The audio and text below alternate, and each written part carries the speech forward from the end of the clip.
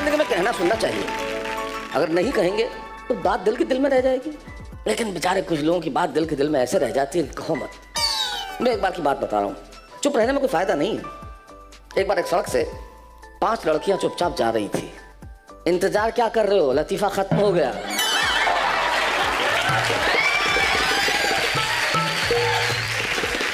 संभव ही नहीं है कि 5-7 चल रही हो चुपचाप रह जाए। किसी न किसी विषय को ढूंढ ही लेगी। देख देख तेरे को देख रहा है, किसी भी विषय बात कर सकती है। चलते थे, मुझे थोड़ी देर तेरे पीछे आता है वो। फिर एक जली बुरी, सब तुम्हारी पीछे आते, हमें तो कोई पूछ भी ना रहा है। फिर चौथी, तुम तीनों ना फालतू की बात मत किया करो, पढ़ाई में ध्यान लगाओ। 5वीं, ए लुच्ची ज्यादा बोल मत है। तू घर में रात को पढ़ाई के टाइम पे किससे बात करती है, हमको पता नहीं है क्या?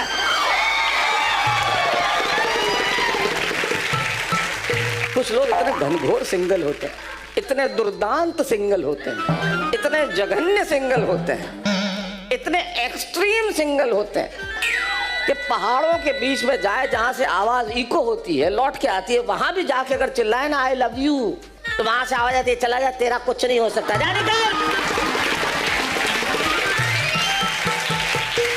और वैसे आज के दौर में इंसान का कुछ हो भी नहीं सकता।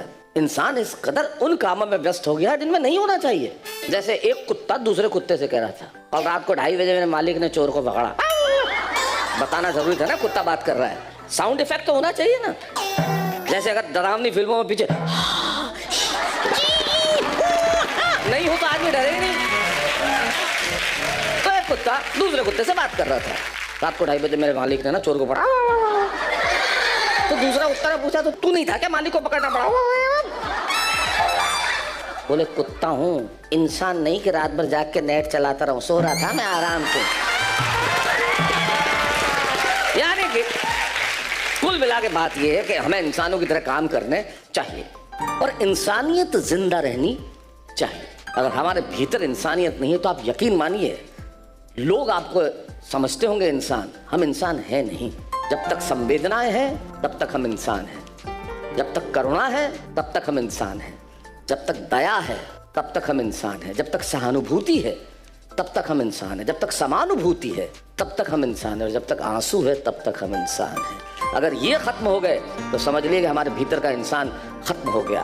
लेकिन जिंदगी तो हंसने का नाम। ना करना घमंड बड़प्पन पर कभी, बड़ी से बड़ी नदियां भी समंदर में जा गिरती हैं। और किसी की खूबसूरती देखकर खुद को कम ना समझना, किसी की खूबसूरती देखकर खुद को कम ना समझना, चमकदार बिजलियां भी खंडर में जा गिरती हैं।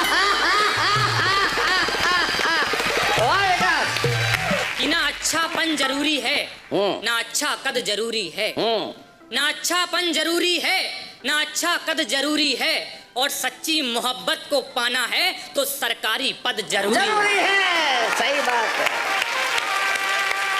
प्राइवेट नौकरी जो करे मिले ना बिल्कुल भाव, और बीबी मन की न मिले ताना मारे गांव।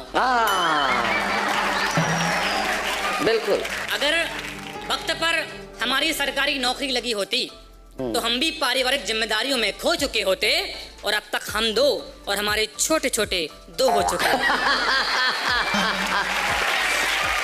कि बंजर से जीवन में हरियाली की जरूरत है, मुरझे हुए चेहरे पे खुशहाली की जरूरत है, और जो अपनी माँ जैसा प्यार हमारी माँ को भी करे, जो अपनी माँ जैसा प्यार हमारी माँ को भी करे, बस जिंदगी में ऐसी घरवाली की जरूरत है। एक रिश्ता सास और बहू का, उस पर क्या हास्य निकलता है सुनिएगा।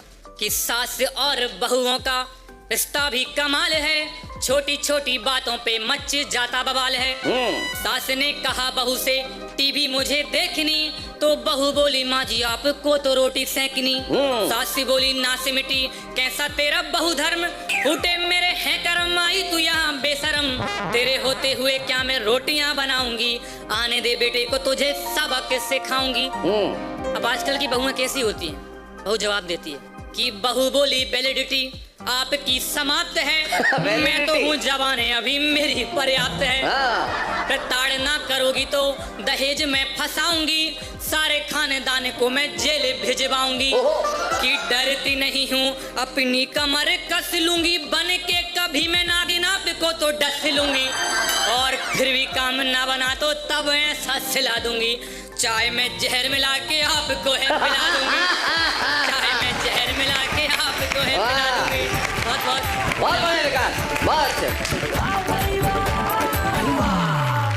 शादी की इच्छा रखने वाला कुंवारा विकास बैरागी अंत में ऐसी बात कह गया कि अब कोई भी बहू तुम्हारे घर में आने वाली हुई, तुम्हारी मम्मी रोक लेगी कि अच्छा ऐसी लेके आएगा जो कमर कस के जहर पिला देगी। अब कर ले बेटा शादी थी, अब ना होगी। वाह भाई वाह के तमाम दर्शकों को प्रणाम करता हूँ और परम आदरणीय सर को मैं बहुत बहुत आभार व्यक्त करता हूँ इतने बड़े प्लेटफॉर्म पर मुझे अवसर देने के लिए। आइएगा, मैं 4 पंक्तियों से अपनी बात शुरू करता हूँ। और मेरे सामने बैठे ये तमाम नौजवान शायद इस हादसे से गुजर रहे होंगे कि मोहब्बत को कुछ इस तरह से भी निभाना पड़ता है, दिल के हर जख्म को छुपाना पड़ता है और खुद के मोबाइल में भले ही 2 माह से बैलेंस मत हो, पर गर्लफ्रेंड के हर महीने डलवाना पड़ता है। कि मैं तेज था तो राट था पर ढीला हो गया। सर देख रहे हो कैसी हालत हो गई मेरी? हालत हो गई, देख रहा हूँ मैं तेज था तो राट था पर ढीला हो गया। सही बोल रहा हूँ मैं तो? ये भी सही समझ रहे हैं।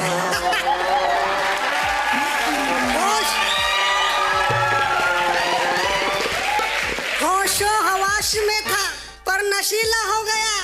और मुझको इशारा करते जब उसके बाप ने देखा, ऐसी कुटाई की पजामा गीला हो गया। कितनी दर्दनाक कविता है। क्या बताऊं सर कि मोहब्बत में मेरे अब दरार आ गई। कुछ नहीं बचा सर। मोहब्बत में मेरे अब दरार आ गई और वो सीन देखा तो मुझे बुखार आ गई। गोलगप्पे खिलाने उसे मैं संग ले गया और मैं एक ही खा पाया, वो 4 खा गई। और माना कि तू मेरी बेस्ट फ्रेंड है और प्यार भरे मैसेज रोज करती सेंड है, पर तेरा मेरा मिलन कभी होगा ना संभव। मेरा 33 स्कूटर सर तू पोकलैंड है। बढ़िया। आइएगा एक छंद और युवा पीढ़ी के यार, इसमें तू काफी बदल दे। जी सर। स्कूटर तो लोगों को समझ में आ गया। जी जी। और दूसरा जो तेरा वाहन है ना, जी सर, वो सारी जगह फेमस नहीं है। जी जी। तो इसमें काफी है, बदल दे थोड़ा सा। बिल्कुल सर। पहली 3 लाइन बोल, चौथी में बोलता हूँ। माना कि तू मेरी बेस्ट फ्रेंड है, प्यार भरे मैसेज रोज करती सेंड है, पर तेरा मेरा मिलन कभी होगा ना संभव। तेरा मेरा मिलन कभी होगा ना संभव, क्योंकि मेरा चेसिस सोमालिया सा तू न्यूजीलैंड है।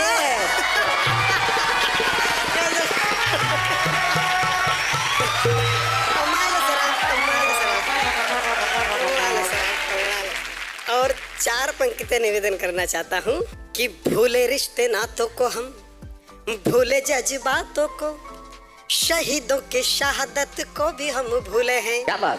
तो भूले हम प्रेम प्यार और भूले संस्कार, बचपन में सीखी अच्छी आदतों को भूले हैं। तो ऐसे घिरे पूरी भी संगतियों से हम यार, सुबह शाम रब की इबादत को भूले हैं। और इंटरनेटी दुनिया ने किया ऐसा गुमराह, दादी नानी की प्यारी कहावतों को भूले हैं। दादी नानी की बहुत बढ़िया, बहुत अच्छे। और 4 पंक्तियां देखिएगा कि तन पर फटे चीर कौन जाने उनकी पीर, गरीबी के साए में वो जिंदगी बिताते हैं। तो तपते हो या दोपहर, चाहे ठंड का हो कहर, प्राकृतिक की सारी विपदा को सह जाते हैं। तो घर में हो फटे हाल, शमशान समस्या हो विकराल, मुसीबत से वो तनिक न घबराते हैं, तो उन श्रमिकों को करें नमन हम बार बार, संघर्षों में भी जो इतिहास रच जाते हैं। क्या बात है, संघर्षों में हाँ मिथुन बहुत बढ़िया, बहुत अच्छा, बहुत बढ़िया।